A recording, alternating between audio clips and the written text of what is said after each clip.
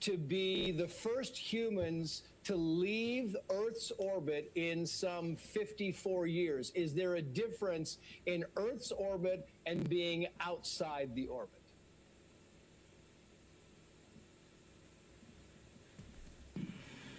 Well, we are still technically in Earth's orbit, although we did just do our translunar injection burn, and so we are definitely 100% on our way to the moon. The lunar gravity will take over in a couple of days here and start pulling us around the far side.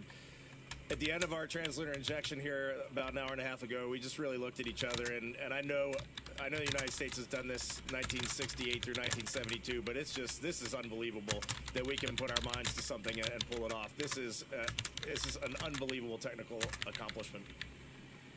Yeah, I mean, it really is unbelievable to us. We watched this thing. It was just this flawless launch, and it was unbelievable to watch. And what really fascinates me about this is that you, in a few days, will become the first humans to travel the farthest in space, more than anybody else has ever done. It took us a long time to get back here, and now we're about to exceed that.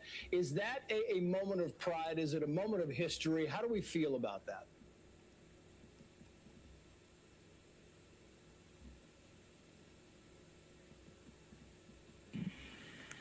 It's great you brought that up. We were aware that we would pass that milestone if we happened to launch on this date. There were other days where we wouldn't have necessarily. So we are not necessarily a crew that lives on superlatives, but it is a milestone that's important. It's important that people can understand and wrap their heads around what is the latest in what we're doing. What does this mean relative to what we've done in the past? What are we going to be pushing for into the future? We think that the journey that we've been on and all of our teams have been on with us is so much more than just one number. But we also hope that that number just keeps being exceeded and exceeded by the future crews. That's why we're here, to build a legacy for the future. You know, it's interesting because yesterday, I mean, this thing went off almost perfectly, right? It was on time. Was that surprising? Because, you know, you look back just in recent history and missions tend to be delayed, sometimes hours, sometimes days. This thing went pretty much according to what everybody was hoping it would do. Was that somewhat surprising when they said we are a go for launch?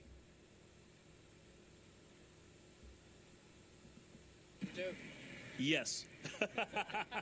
You know, it was surprising. I think we were, you know, we like to say that we're prepared without having an expectation. But, you know, in the back of your mind, you kind of hope you launch. And then when we got really close, it was like, wait, we're getting ready to go to space. And when those solids lit, you know, it was a ride where you're trying to be professional, but the kid inside of you wants to break out and just hoot and holler. But what I wanted to say about that was, our Exploration Ground Systems team, our launch control team, they have had some time to practice since February and March and really dial in their procedures and learn and grow. And so I just want to give them some credit. It was an example of how hard they've been working lately that we launched. And it even though we didn't get to really watch, but it felt beautiful.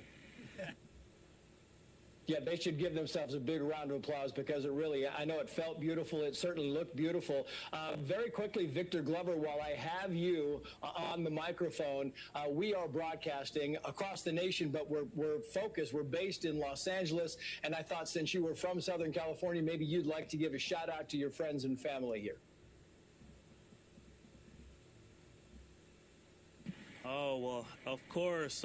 My mom lives there, my grandparents, all the cousins, aunts and uncles, and just everybody in California. Thank you for all of the support and the love for all of these years. So many of my career milestones happened in that special place. That will always be home, no matter where the government sends me.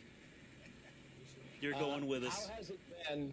Yeah, how has it been on board now for your first night? I know you haven't gotten much sleep. They keep waking you up. They kind of send out the songs they are doing. And I hear, Christina, that you are somehow sleeping upside down or face down. Maybe you can explain that to us.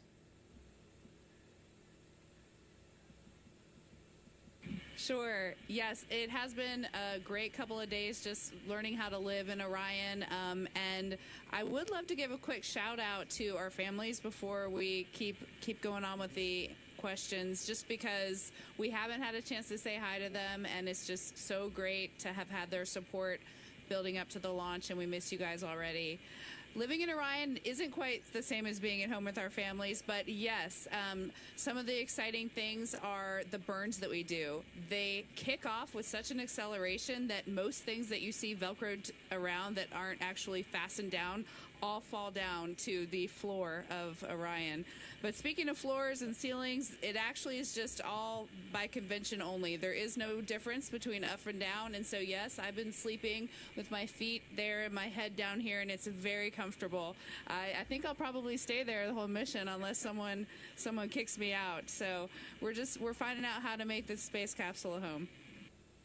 Maybe we can hand it to Jeremy Hansen here. And Jamie, you can also say hello, give a shout out to your family. And I'm wondering, while you do that, if you'd like to tell us if there have been any glitches, any problems. I know we heard there was some kind of an issue with the onboard toilet, but beyond that, are we good so far?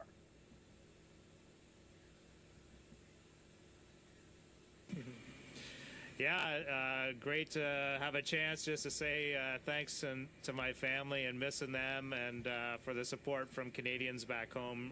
Really appreciate the opportunity to be here and do this. We did have another little surprise today. I mean, the vehicle is in great shape, and we feel like everything's going really smoothly. But on our way to the translunar injection burn inside of 20 minutes, we did get warning message that, emergency message for cabin leak suspected, which grabs your attention because this is right when you're coming through some of the higher density orbits and you might run into something. And, you go from 20 minutes to doing this burn where you're going to head to the moon to thinking about, are we going to cancel this burn, start getting in our spacesuits, and then trying to figure out how to get home in a day or less. And luckily, that was just a little anomaly, and the Houston helped us out. They confirmed they were seeing good cabin pressure, as were we on board, and we did the burn, and now we're on our way to the moon. Feeling good about Intergrity. She's a good ship. It's going to be fantastic. Reed Weissman, you are the commander of this mission. Maybe you'd like to give a shout out to your family as well. And I'm wondering, the responsibility, does it weigh heavy on you? Do you feel like, I'm just not going to go to sleep. I'm going to make sure that we do everything we need to do. What is it like to be the commander of something so historic and something that people have been waiting for so long?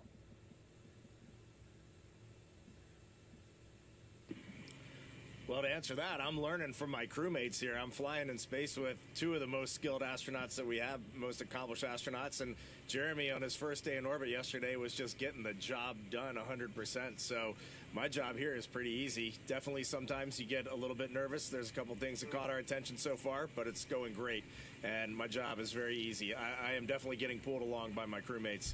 And then you gave me the opportunity. I'm taking it. Say hi to my family, my dad back in Maryland, and my brother probably heading home to Washington, and then everybody back in Houston, my daughters, my girlfriend, everybody's doing great back there. Thank you. I guess really, lastly, what we really need to know is, are you happy so far with the food? Are you happy so far with the wake-up songs and the music? Any kind of request that we can make on your behalf while we get a chance to talk to Mission Control a little bit later? We get a chance to talk to a little bit later. We just had our first meal together. That's how busy it's been. And this morning, our lead public affairs, Courtney Beasley, we heard her voice come on the radio first, and she introduced the songs and some amazing messages from the teams across this international program that has put this vehicle together. And we all agreed we would wake up slow and get into the day easy and quiet. And this morning, we all got up cheering and rocking and getting everything ready to go. It was the perfect way to start our day. Yeah, well, you are making history. Reed Weissman, Christina Koch, Jeremy Hansen, Victor Glover. Congratulations to all of you. America, the world is with you. We are watching every moment of this journey, and we will cheer you when you get back and along the way. Thank you for joining us. Best of luck to you, and safe travels.